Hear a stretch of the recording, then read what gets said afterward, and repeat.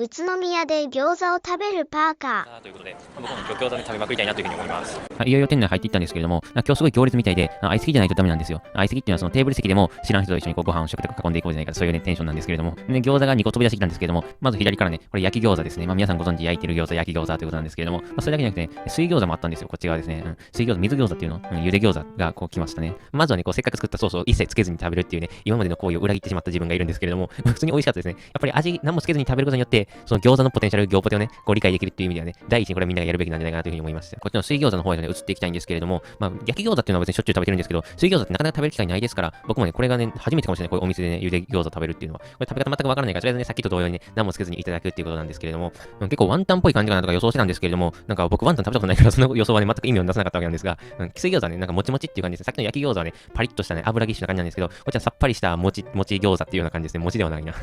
餃子を堪能したパーカーでした。